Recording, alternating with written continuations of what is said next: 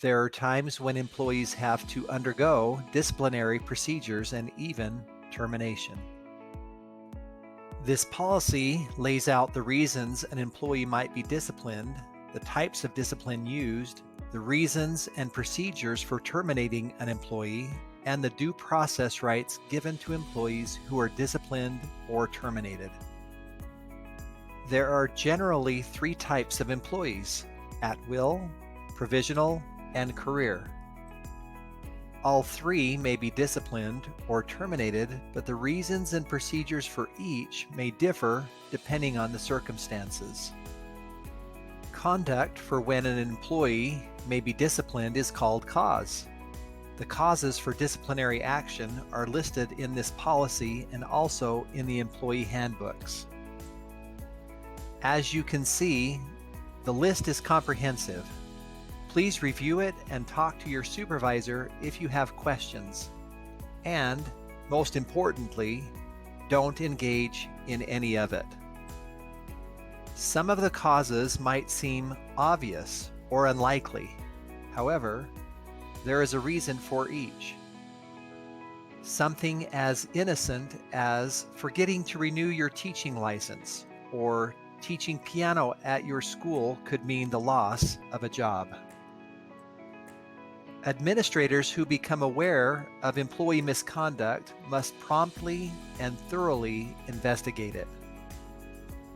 Investigations must include conducting interviews, preservation and evaluation of evidence, and a written report. The investigator shall refer the matter to law enforcement authorities or the Utah State Division of Child and Family Services where appropriate or required by law. The investigator must continue to conduct the investigation even if the matter has been referred to another agency. Employees may be placed on administrative leave during the course of an investigation. Administrators may also conduct searches of an employee's workstations if there is reasonable suspicion that the search will result in evidence of an employee violation. The district may use a number of different disciplinary actions against employees as a consequence for prohibited conduct. For detailed information about each one, please consult the full policy. Before a career or provisional employee can be disciplined, the employee must first be notified of the cause for discipline and the evidence supporting it. The employee must also be given the chance to respond and tell their side of the story. If discipline beyond a verbal directive has been imposed, a career or provisional employee may request a grievance hearing. Procedures for holding these hearings are outlined in the Administrative Classified and Certified Handbooks. There are times when an employment relationship between the district and an employee needs to be severed. The allowable reasons for termination will depend on the type of employee being terminated. At-will employees may be terminated at any time, either for cause or simply because their services are no longer needed. Provisional employees may be terminated during their one-year contract term only for cause or due to a reduction in force.